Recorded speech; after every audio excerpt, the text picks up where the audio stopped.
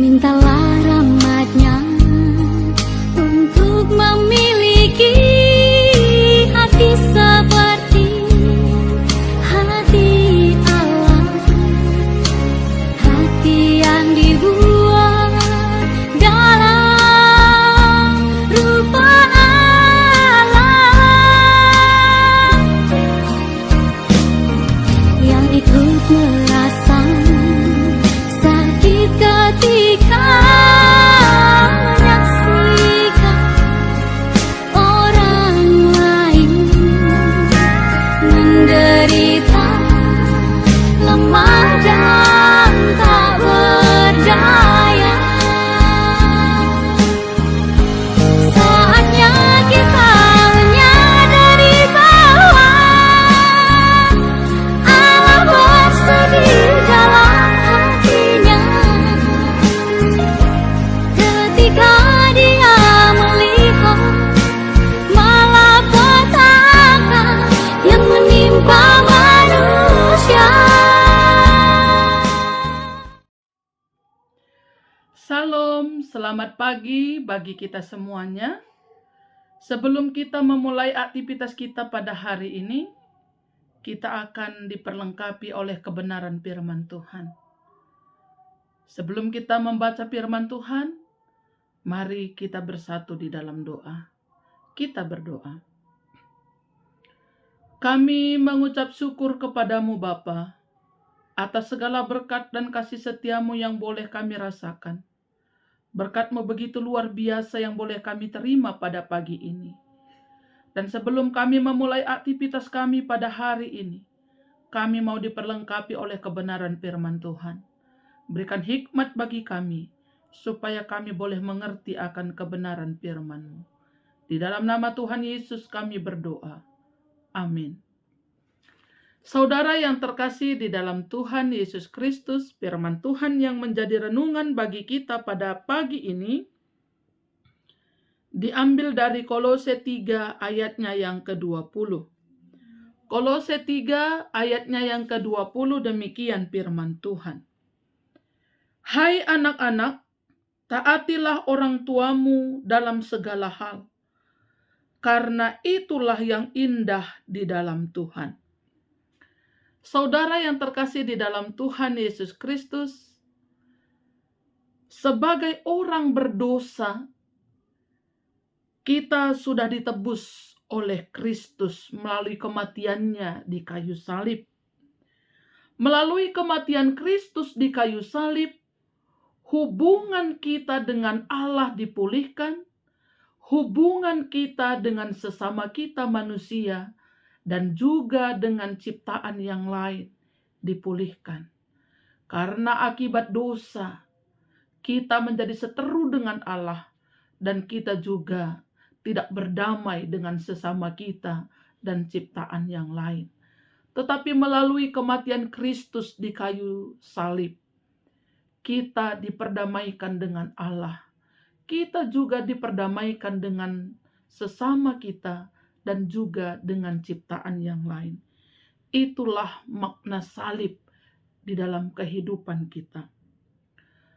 Saudara yang terkasih di dalam Tuhan Yesus Kristus, sebagai orang yang sudah diselamatkan oleh Kristus, kita harus memiliki hubungan yang baik dengan sesama kita. Kita harus memiliki hubungan yang baik dengan ciptaan yang lain. Kita juga harus memiliki hubungan yang baik dengan Allah kita. Dan itulah yang terutama di dalam kehidupan kita. Karena ketika hubungan kita dengan Allah baik, maka hubungan kita dengan sesama kita juga akan baik. Dan hubungan kita dengan ciptaan yang lain juga akan baik. Kalau kita perhatikan 10 hukum Taurat, 4 hukum yang pertama merupakan hubungan kita dengan Allah. Tetapi hukum yang kelima sampai dengan hukum yang ke-10 merupakan hubungan kita dengan sesama kita. Namun sebelum kita memulai hubungan yang baik dengan sesama kita, terlebih dahulu Kita harus memiliki hubungan yang baik dengan orang tua kita. Seperti yang tertulis di dalam Keluaran 20. Keluaran 20 dikatakan di dalam ayatnya yang ke-12. Hormatilah ayahmu dan ibumu, supaya lanjut umurmu di tanah yang diberikan Tuhan Allahmu kepadamu. Sebelum kita memulai hubungan kita dengan sesama kita, haruslah terlebih dahulu hubungan kita baik dengan orang tua kita, dengan cara kita mematuhi, kita menghormati, kita menaati orang tua kita. Sama seperti yang dituliskan oleh Rasul Paulus kepada jemaat di Kolose. Hai anak-anak, taatilah orang tuamu dalam segala hal, karena itulah yang indah di dalam Tuhan. Seperti juga yang tertulis di dalam Efesus 6 ayatnya yang pertama dan yang kedua. Hai anak-anak, taatilah orang tuamu di dalam Tuhan, karena haruslah demikian. Hormatilah ayahmu dan ibumu. Ini adalah suatu perintah yang penting, seperti yang nyata dari janji ini, supaya kamu berbahagia dan panjang umurmu di bumi. Kenapa kita harus menghormati orang tua kita? Kenapa kita harus taat kepada orang tua kita? Karena orang tua kita adalah yang melahirkan kita. Orang tua kita adalah yang membesarkan kita, yang mendidik kita. Orang tua kita adalah orang yang berjuang untuk kehidupan kita. Tidak hanya itu, tetapi orang tua kita juga adalah merupakan wakil Tuhan di dunia ini, di dalam kehidupan kita. Firman Tuhan pada pagi ini mengingatkan setiap kita, supaya kita menaati orang tua kita dalam segala hal. Bagaimana kami bisa menaati, menghormati orang tua kami, kalau orang tua kami pun tidak memberikan teladan yang baik di dalam kehidupan kami? Mungkin saja ada orang tua yang tidak memberikan teladan yang baik untuk anak-anaknya. Tetapi lebih banyak orang tua yang memberikan teladan, menjadi contoh bagi anak-anaknya. Di dalam kehidupan kita, realita yang kita lihat, orang tua ingin sekali di dalam kehidupannya supaya anak-anaknya lebih baik kehidupan anak-anaknya daripada kehidupannya. Sehingga orang tua selalu berjuang untuk anak-anaknya. Sehingga orang tua selalu berkorban untuk anak-anaknya.